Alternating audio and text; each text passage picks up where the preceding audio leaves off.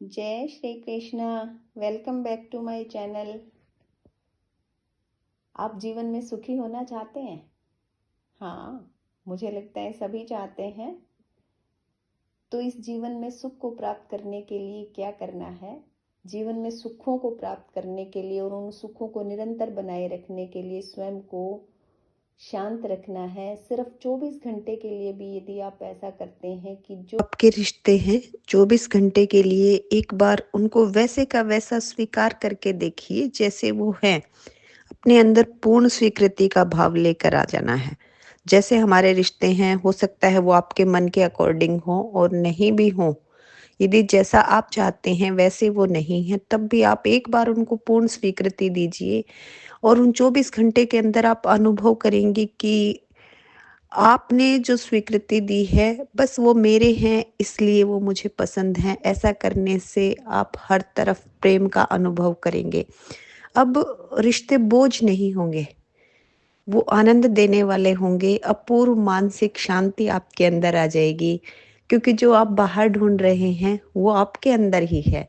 जैसे ही आपने अपनी सोच बदली, सकारात्मक सोच बना ली, पॉजिटिव सोच बना ली, जो सब है वो मेरा है, ये भाव ले आए और आप सुखी हो गए।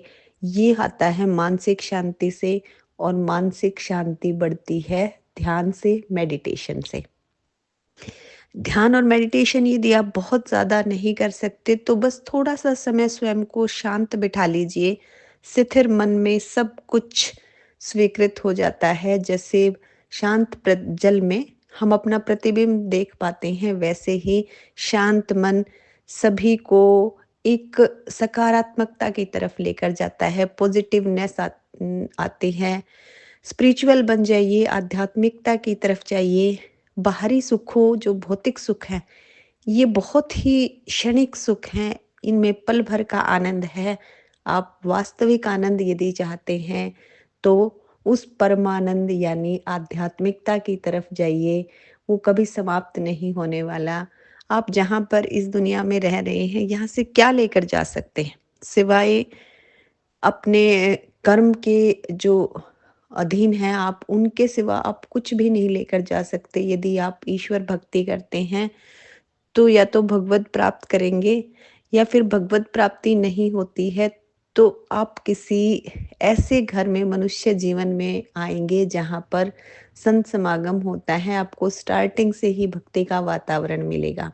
और यदि हम ऐसा नहीं करते हैं और सिर्फ धन कमाने की होड़ में लगे रहेंगे, भौतिक सुखों के पीछे भागते रहेंगे, तो क्या होगा? दोबारा अनेक 84 लाख योनियों में जाना होगा।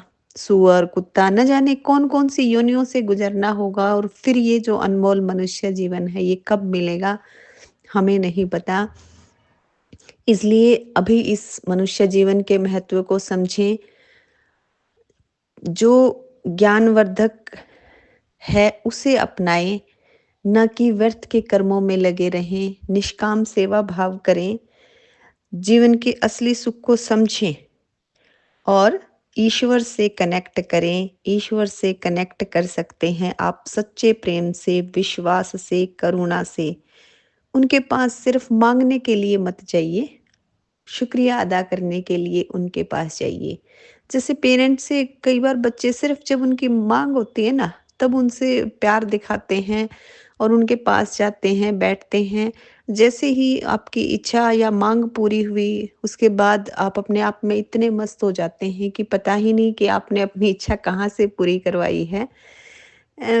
माता पिता को जैसे आप हर समय अपने साथ रखना चाहते हैं, देखना चाहते हैं, उनके पास उसी सुख के साथ, आभार के साथ रहिए। वैसे ही परमात्मा है, परमात्मा को भी सिर्फ अपनी कामना पूर्ति का साधन मत मानिए। उन्हें अपने करीब रखिए। जैसे निकटता आप उनसे बढ़ाएंगे, आत्मा परमात्मा दोनों एक ही हैं। यदि ये निकटता आप बना लेंगे तो प्रभु हमेशा आपके साथ रहेंगे।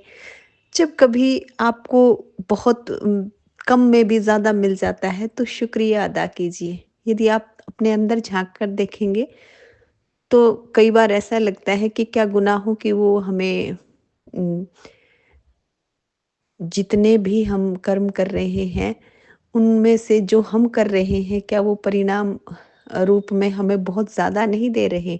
या फिर जो कई बार हम गलतियाँ करते हैं तो उसमें कभी लगता नहीं कि वो हमें अपने आप ही माफ़ कर देते हैं और जो सज़ा हमें मिलनी चाहिए वो नहीं मिलती। पर ये बात आप बहुत गहराई से समझने की है और तब समझ पाते हैं जब आप मेडिटेशन करेंगे, योग करेंगे, अपने शरीर को स्वस्थ रखिए, योग कीजिए, मेडिटेशन कीजिए, एनलाइटमेंट की तरफ जाएँ, पॉज़िटिवनेस की तरफ जाएँ। जो आपका ये दिमाग है इसको वैसा खाद-पानी दीजिए पॉज़िटिवनेस का, जैसा आप यदि मिट्टी में बहुत सारी सुंदर फसल उगाना चाहते हैं, फल प्राप्त करना चाहते हैं, अन्न उत्पन्न करना चाहते हैं, तो धरती या अपने खेत को जैसे अच्छी खाद पानी देते हैं, वैसे ही अपने शरीर को भी खाद पानी ऐसी दीजिए।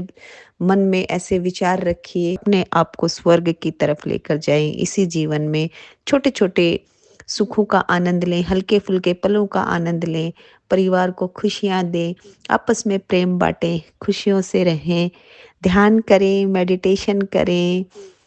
जय श्री कृष्ण।